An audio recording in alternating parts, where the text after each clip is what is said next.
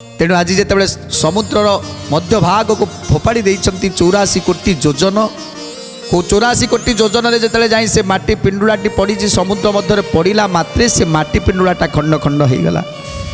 जिते माटी पिंडुला खंड खंड हो गला से जगिकी बसी थे मीन कहीं अनेक जुगरू तपस्या करी रही थे केतेबेले एठिकी प्रद्युम्न आसबे आ मु तांकु गर्भरे धारण करी। तेणु मीन अपेक्षा करी रही थे जितेबेले जाई पहुँची गले संगे संगे मीन ताकु पेट भितर रखीदेले। जितेबेले पेट भितर रखी देइछंती तापरे कौन है सुख बोलती जे सुण परीक्षित अति भागे भागवत ग्रंथ पुण्यमय अति भागे भागवत ग्रंथ पुण्यमय अति भागे भागवत ग्रंथ पुण्यमय ये तू अनंतरे जाई संबरानुपति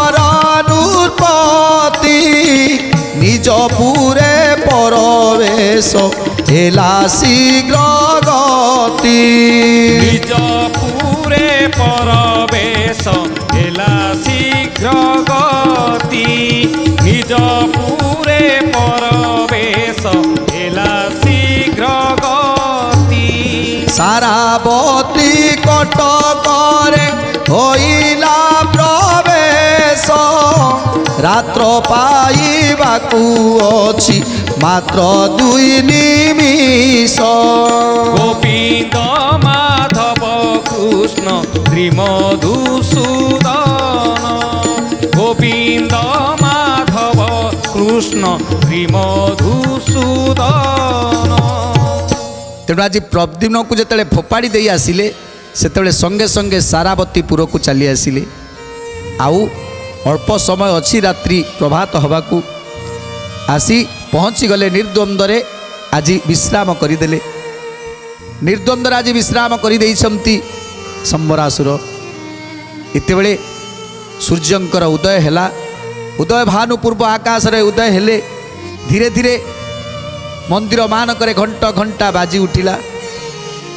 यही समय द्वारकापुर रे रुक्मिणींकर निद भांगी जाइछि।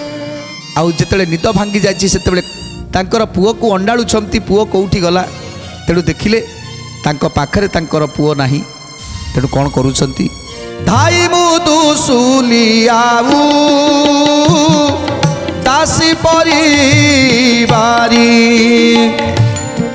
सबुरी नयने थिला निद्रावती घारी सबुरी नयने थिला निद्रावती घारी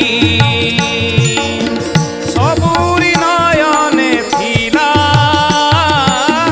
निद्रावती घारी काक कुम्बाटुआ शब्द कर्ण बिले पाई यही काले समस्ते जे